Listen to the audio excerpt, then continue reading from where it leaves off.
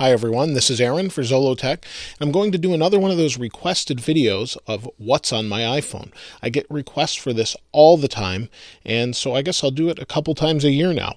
So you saw what was on my iPad if you've been following.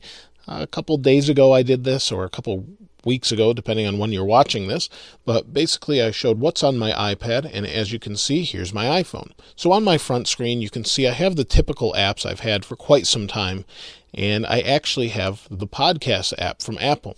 They've updated it, and I've used it for a little while, and it's pretty nice. It works really well, and it's been newly updated, so it's not quite as skeuomorphic, or it doesn't really look like it's something real world that it's not, meaning they used to have this little reel-to-reel tape thing.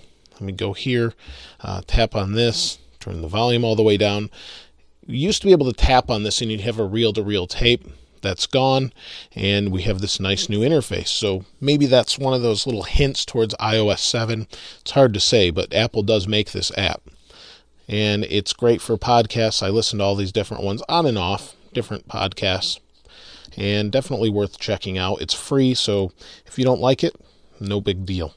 So one of the apps I really said I liked on the iPad is DayOne. DayOne is a note app, or really more of a journaling app that takes photos, will kind of geolocate you and tell the weather for the day. So when you go back and look at that, you've got that whole thing there and all that information about that day. It syncs with the iPad app and the Mac app if you have that, and it's just a really nice application. One of the apps I've been using quite a lot, and that's really because I'm a parent and I have a newborn baby, is Baby Monitor. Baby Monitor is a $4 app. Now you could use this for other things too, but it's Baby Monitor, and you can, well, not rate them now, but you have the Video Baby Monitor and an alert call. So under Video Baby Monitor, you can make this a child unit or a parent unit, and it uses Wi-Fi or Bluetooth. So if you're at someone else's house and you only have Bluetooth, you can use that. Now the catch is you need another iPhone, iPod Touch, iPad, or whatever you have lying around. So in this case, I use my iPad. Sometimes this is my iPad mini, and we can turn this on. So maybe you have an iPad around, and that's the weather app. Let's minimize that here. Maybe you have an iPad around that you use or don't use. We'll make this the parent unit, or rather the child unit. So now it's on. It has video and audio. You can talk back to them. So we'll turn it on here. We'll make this the parent unit. It'll take a second. And you can see it's seeing what the camera on the iPad sees, which is me. So it works pretty well. You can see there's audio. You can change the camera you're using, and it works really well. Now it's just looking up at the lighting. And if I close the cover, it does stay awake. And you can talk back to the baby here. You can play music. It's really a cool app, especially if you don't have a Baby Monitor, but maybe you have an old iPod Touch laying around that has a microphone in it, something like that. It works really well. So that's one of the apps I've been using.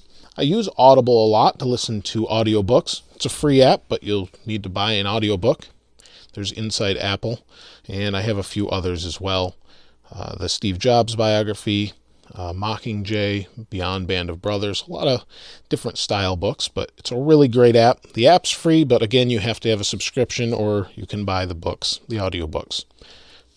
Here's some obvious ones that you may or may not have: Google Maps, Skype, LinkedIn, and that's the newer apps are over here that I try out. So Google RSS Reader went away.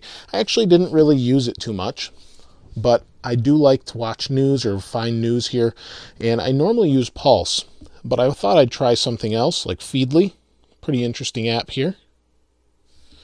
And I haven't signed in, but it's a different way of looking at news. Here's some information from The Verge, and you can flip through it this way, open an article.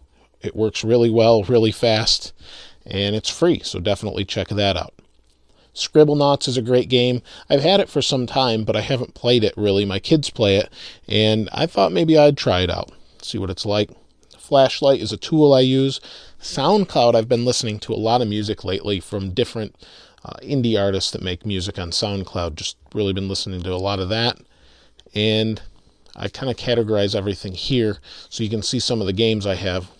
If you haven't tried this yet, Game D Story or Game Developer Story is really a fun game where you're a game developer, and it's pretty simple, but there's a lot to it to kind of get the best out of or the most out of the game and be the best. So really neat. Love Field Runners. I have it on my iPad also. And just some basic things. Grocery IQ. If you get groceries, maybe you're married or your girlfriend or whatever asks you to get groceries. What you can do here is, this was a quick thing to get some stuff for tacos. So my wife made me a list. It says 323, and I went through and grabbed all of these things. I can check them off when they're done. It syncs back to my wife's iPhone, and we know that we bought those things. You can make all sorts of different lists, things like that, depending on where you're going.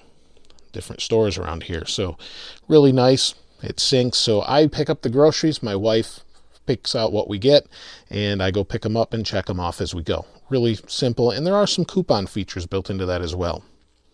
Social-wise, I have twit.tv and Twit. I listen to a lot of their podcasts, and I've tried both these apps.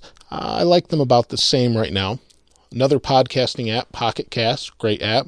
Google+, The Verge, Capture. This is to capture directly and upload to YouTube. I used it at CES, actually, when I was there. And there we have Facebook.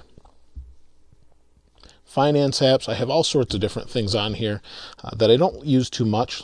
Lately, I've been using the airport utility a lot, and I also use Google Authenticator if you use the two-stage login for Google. And that's pretty much it. Really, the things I use the most are on this page. You can see YouTube, the Bible, whether you like it or not. I use it, so it's there. Flipboard, iTunes, Pulse, Podcasts, Instagram, DayOne, Twitter. I use my Apple TV remote an awful lot, and that's pretty much it. So you can see all the different things. So if you have any suggestions, maybe some new apps you found that are really helpful, please place those in the comments below. I'd love to hear what you have to say about that. As always, thanks for watching. This is Aaron. I'll see you next time.